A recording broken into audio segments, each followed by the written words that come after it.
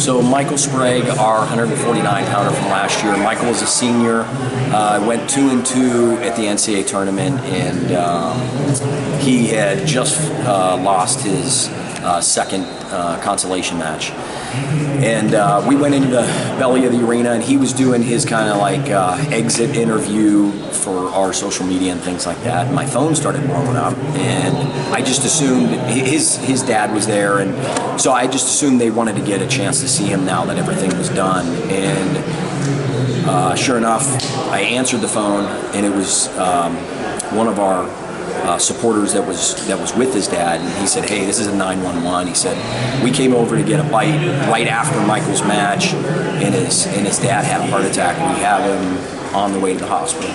And so, we immediately, your mind has to shift, and so we went from, well, this was the end of his career, and we're kind of sulking about that, and in an instant, now we're sitting in an ER 2 blocks, 3 blocks away from the arena, and he's going through the process of finding out that his dad passed on. And so that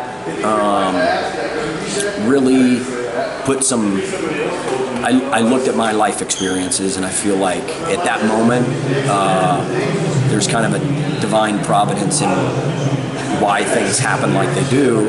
And I felt like in that moment, my experiences in my life allowed me to help Michael in that instance. He's doing great now. He's coaching a high school team at St. John's College High School in Washington, D.C., so he's getting his feet wet in the coaching experience, which I'm really excited for him to do, and he's doing great, but it was a really tough experience for us to go through, because you don't ever go into these type of events thinking that's going to be the end of the event, right?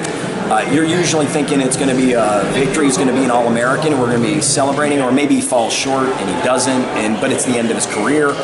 But then in a moment's notice, he was still sweating from his match as we're in the ER.